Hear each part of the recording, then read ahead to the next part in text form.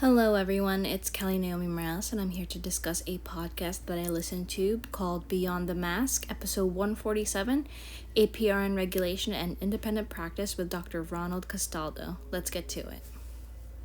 Beyond the Mask is a podcast that was created specifically for the CRNA community to discuss important issues related to the profession. Topics include CRNA history, professional finance, politics, careers, and topics that encourage CRNAs and nurses to lead and become more involved in their communities. This podcast was started in October 2018. Where can you listen? Apple Podcasts, iHeartRadio, and my personal favorite, Spotify.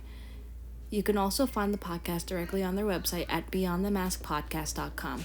I think I need to receive advertising commission for this slide alone. The Beyond the Mask podcast was created by Dr. Sharon Pierce and Jeremy Stanley. Dr. Sharon Pierce works as a CRNA at Carolina Anesthesia and Associates. She was the past president of the North Carolina Association of Nurse Anesthetists. She served 3 years on the AANA Public Relations Committee, participated in media training for state associations, chaired the government relations, served as a member of the board at the national level, as a Region 2 Director, Vice President, President-elect, and President. Additionally, she was in an AANA award-winning PR video called The Best Secret in Healthcare. Jeremy Stanley is the president and founder of CRNA Financial Planning and an AANA member Advantage Program Partner. He is a member of the Nurse Anesthesia Program Advisory Committee as well as a public trustee to the AANA Foundation. For more than 20 years, he has been helping CRNAs make the best financial decisions within their careers, so much so that he published 2 books, The Wealthy CRNA and A CRNA's Life After Anesthesia, a book I'm sure we will all read a few years from now. The guest speaker of this episode is Dr. Ronald Castaldo. He has been a CRNA for 20 years and currently works at Anesthesia Services, PA, and is an adjunct professor at the University of Delaware. He is affiliated with the Delaware Association of Nurse Anesthetists, where he served as president for 3 years after only 5 years of being a CRNA. Additionally, he served as Regional Director of the AANA Foundation Board of Trustees, Region 6 in 2008 for 2 years, and lastly, he completed his PhD focused on healthcare legislation.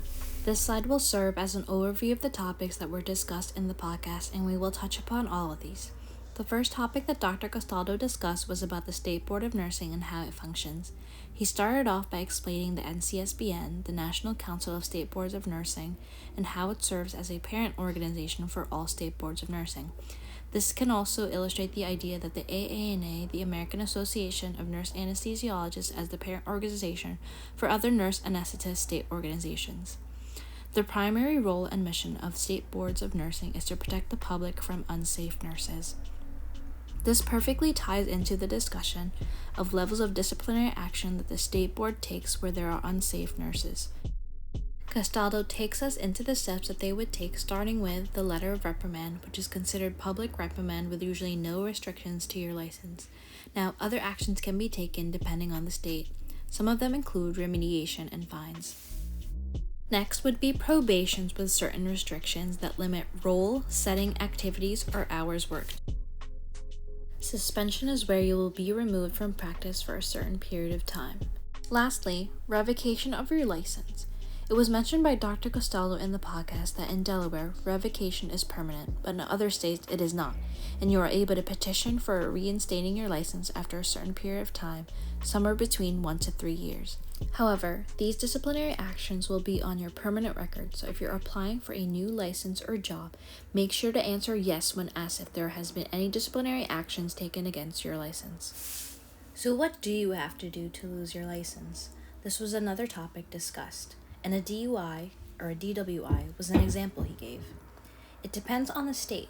Some states consider it as a first offense or misdemeanor versus a felony. According to Hernandez Law Firm, the failure to disclose a DWI or DUI arrest or conviction on a nursing license application or renewal is considered misconduct under New Jersey law, and a nurse may receive a nursing license suspension, revocation, or probation. Disciplinary action against New Jersey nurses in these cases are for the failure to report rather than the DWI or DUI arrest or conviction itself. Additionally, the subject of recreational marijuana came about since a lot of these states are legalizing the use.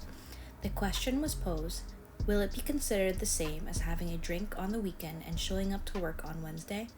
According to an article by Molyneux, the NCSBN states in a summary document that the absence of impairment or other indicators of substance abuse, principles of public protection may not be served by a per se violation for a positive test for THC, which results in a Board of Nursing action or request for a substance use evaluation, fitness to practice evaluation. Meaning they cannot prove if the nurse was or impaired by marijuana, therefore, they shouldn't serve Board of Nursing action. However, this is only advisory, and state boards of nursing may choose to continue to perform drug screenings, and if a nurse tests positive, their license can be revoked. This article also discussed medical marijuana and how some hospital systems have dismissed their employees for using. However, some of these employees are actually winning court cases against the hospital administration for illegal discrimination. There are currently 13 states that ban employment discrimination against medical marijuana users. For now, better play it safe than sorry. Other offenses include addiction to alcohol or drugs, over-medication of a patient or diverting drugs, false identification, falsifying patient records, unprofessional conduct, patient abuse or neglect, or actions outside the scope of nursing practice like prescribing medicine and others. The APRN consensus model was developed in 2008 with a collaboration from several nursing organizations that took 15 years to develop. It is a guideline that provides guidance for states to adopt uniformity in the regulation of APRN roles, licensure, accreditation, certification, and education.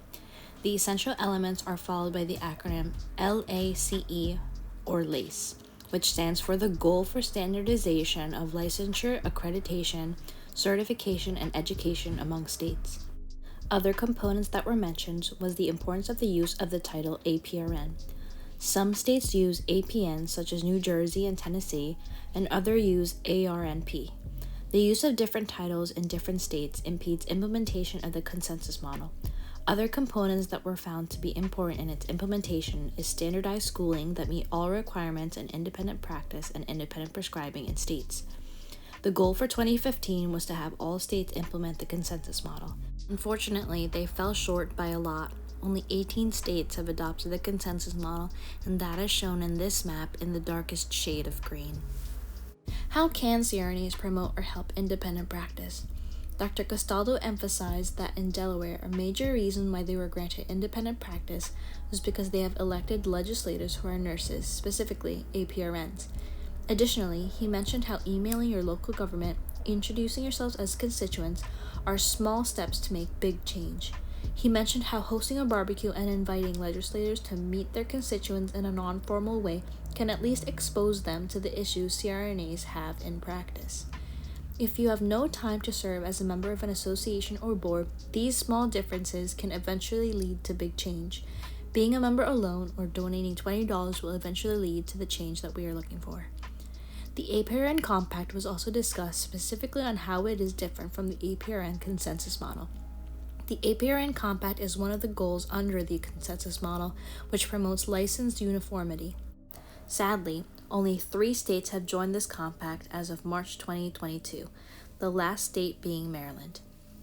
How it works is that 7 states must be a member of the compact before it can be active. It is similar to the Nursing Compact license. If you live in a state that is a member of the Compact Licensure Agreement, you are able to work under your license in other states that are also members. We know that there are several oppositions to advanced nursing practice in general, such as some physicians and physician groups, but surprisingly, other nurses are actually against independent practice and the APRN Compact.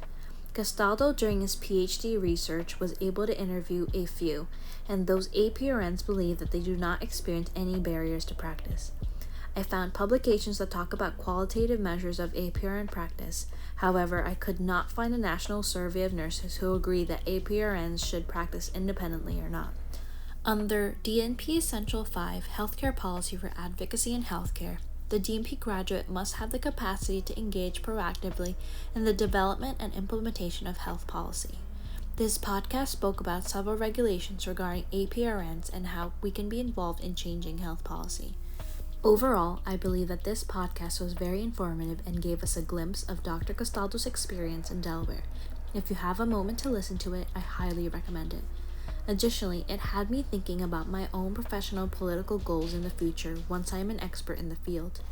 Time will only tell if the COVID-19 pandemic will push states to join the APRN Compact State as a result of the hard work APRNs have done during the pandemic. Hopefully, the states who lifted restrictions will enact the APRN Compact Licensure Agreement. Lastly, I wanted to mention 2 other podcast topics by Beyond the Mask that I think will be really interesting for you to listen to. One is episode 175, Why More Nurses Need to Be Elected in Congress, and episode 15, the Nurse Anesthesiologist Descriptor Debate. I believe Karen's topic is related to that, so I'm looking forward to listening to it. The key takeaway that I took from this podcast was to actively or passively participate in health policy changes. In doing so, small differences can lead to big change. The small differences that you could do or passively participate is when you pay your association dues or even just send a letter to your local legislator. Even as a novice nurse anesthetist, upon graduating, we can definitely make a change. Thank you for listening, and I'm looking forward to all your replies.